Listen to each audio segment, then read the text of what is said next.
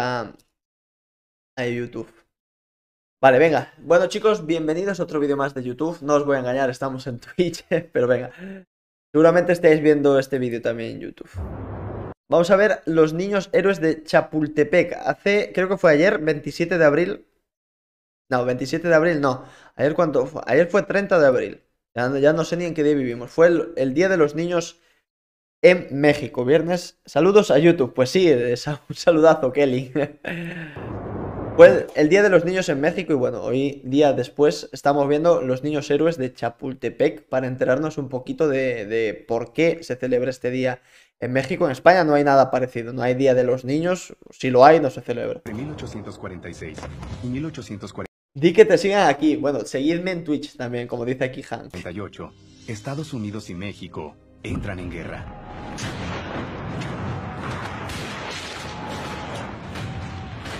Al finalizar la contienda, México pierde casi la mitad de su territorio y Estados Unidos se convierte en una potencia continental. Sobre el final de este enfrentamiento armado, surge la leyenda de los niños héroes. 6 jóvenes cadetes del colegio militar mueren enfrentando al enemigo cuerpo a cuerpo en el castillo de Chapultepec. Para los mexicanos, son un ejemplo de valor y sacrificio. El 13 de septiembre de 1847 es el preludio de un nuevo capítulo de la historia mexicana. Luego de 2 días de feroz bombardeo, los invasores llegan al castillo. Al pie de la rampa y validos de una gran superioridad numérica, desplazan al batallón de San Blas y avanzan con las banderas de Estados Unidos desplegadas. A pesar de las órdenes, los jóvenes cadetes del colegio militar toman una decisión que los transforma. ¿Cuántos años podría tener un cadete en aquellas? Porque aquí los cadetes tienen más de 18 años. O sea, pueden entrar a la academia militar a partir de los 18 años. Pero bueno, me imagino que en la época era menos edad. O sea, debían de ser adolescentes o así. Formará en leyendas. México ya había rechazado ofertas de compra que Estados Unidos había realizado por los estados de California y Nuevo México. Me hace gracia porque los Estados Unidos siempre compran otros estados. Alaska, querían comprar Groenlandia ahora cuando estaba Trump también. O sea, han intentado siempre comprar primero estados. Yo no vendería, sinceramente, territorios. Envueltos en marcados enfrentamientos políticos internos, México vivía un clima de inestabilidad y no estaba preparado para manejar una crisis interna ni externa.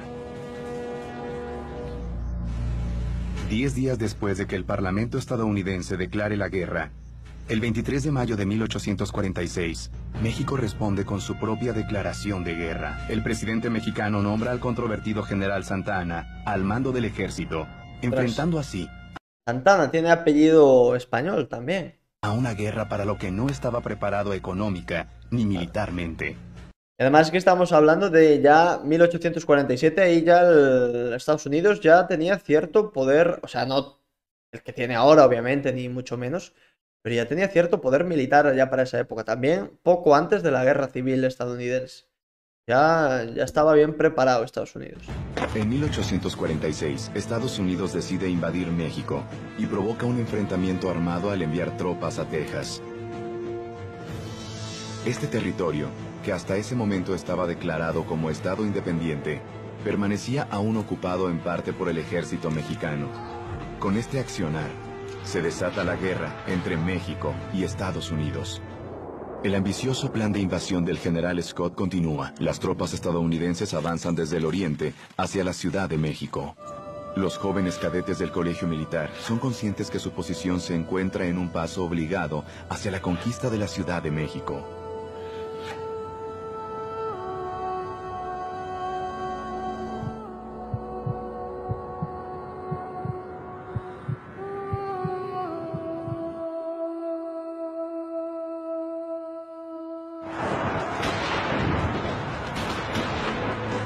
Los irlandeses y los voluntarios tenían la misión de contener a los estadounidenses para permitir que el grueso del ejército se refugiara en México y preparara la defensa de la capital, y cumplieron cabalmente su misión, enfrentando a un enemigo muy superior en número.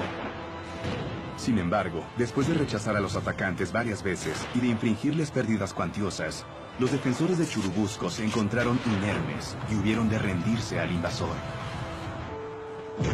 Para ese momento, la línea de abastecimiento norteamericana era sólida. Eso es una de las mayores ventajas que ha tenido siempre el ejército estadounidense. La logística y las líneas de abastecimiento son brutales, o sea, es impresionante y es muy difícil hacerles frente por eso, porque siempre les destruyes un carro de combate y te sacan 10 debajo de las piedras. Entonces, ya para aquellas ya tenían muy desarrollado, digamos, las líneas de abastecimiento, la logística. Tenían ya un ejército muy preparado y muy bien organizado. Entonces, como que rompieron rápidamente las líneas mexicanas. Además de contar con un buen servicio de intendencia, los soldados disponían de dinero con el que podían suplir sus necesidades. Mientras tanto, el ejército mexicano atravesaba un momento crítico. Afrontaban las batallas mal pertrechados, desprovistos no solo de municiones y pólvora, sino también de alimentos e insumos sanitarios. Los soldados mexicanos pasan sus días entre el hambre y la angustia de saber la victoria cada vez más lejana. El ejército norteamericano, bajo las órdenes del general Scott, toma Puebla en mayo de 1847 sin disparar un solo tiro.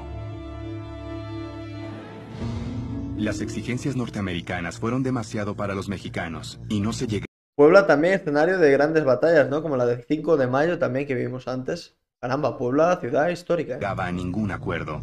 Las negociaciones de paz se volvieron insostenibles y su fracaso era inminente. La paz que ahora podría acordarse entre la República Mexicana y la de Norteamérica sería humillante para la primera, y le ganaría en los años venideros la deshonra entre el resto de las naciones, así como males internos de tal magnitud que México pronto se convertiría en escenario de guerra y desaparecería del grupo de los pueblos libres e independientes.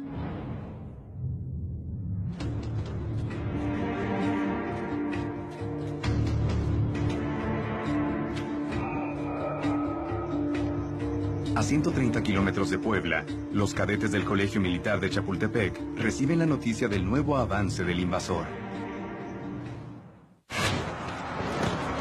En el lapso de 8 meses, los ejércitos de México y Estados Unidos se enfrentaron en La Angostura, Veracruz, Cerro Gordo, Puebla, Padierna, Churubusco y Molino del Rey. Me parece un poco, los estadounidenses hicieron como la Blitzkrieg a México. Avanzaron ahí rápidamente, rompieron rápidamente las líneas. Para septiembre de 1847, el ejército norteamericano comandado por el general Scott está cerca de culminar su campaña militar por suelo mexicano. El único obstáculo que lo separa de la Ciudad de México es el castillo de Chapultepec. Ahí estamos. Al descubrir los mexicanos que Texas ya no era motivo de la guerra, sino la pretensión estadounidense de obtener mayores territorios, se rompió la tregua el 6 de septiembre de 1847. Con la presencia del ejército estadounidense en el perímetro de la ciudad, la población de la Ciudad de México se vuelve partícipe activo del conflicto.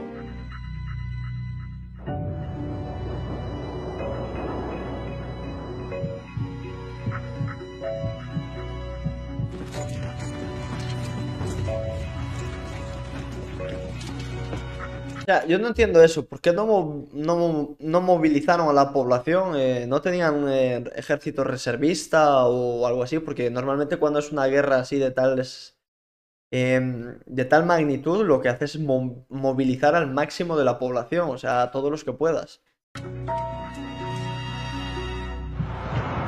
Durante las primeras horas del alba, el castillo fue bombardeado por la artillería estadounidense. Les tomó solamente 1 hora derrotar al ejército mexicano. Al pie del cerro, los invasores ya se saben vencedores y comienzan a subir hacia el castillo con las banderas de Estados Unidos desplegadas, pero encuentran una última resistencia. Desde el interior de la fortaleza, algunos jóvenes cadetes del colegio militar no se rinden y defienden la bandera nacional a fuerza de balas y lucha cuerpo a cuerpo hasta la muerte. El cadete Fernando Montes de Oca muere asesinado por la espalda. Joder. Tenía 18 años. Claro. El teniente del Cuerpo de Ingenieros Juan de la Barrera muere en la defensa del Hornabeque, ubicado al sur del cerro. Tenía 19 años. Dios, ya era teniente, con 19 años. Wow. El cadete Vicente Suárez muere en el puesto de centinela. Tenía 14 años. Buah, ese sí que 14 años. Fijaos que era muy joven. El cadete Francisco Márquez muere enfrentando a un grupo de soldados. Tenía 12 años. Uf, 12 años. El cadete Agustín Melgar dispara al invasor hasta quedarse sin municiones. Tenía 18 años. De la vida de Juan Escutia poco se sabe. Sin embargo, su muerte se transformó en leyenda. Para evitar que caiga en manos enemigas, se envuelve en la bandera patria y se arroja al vacío.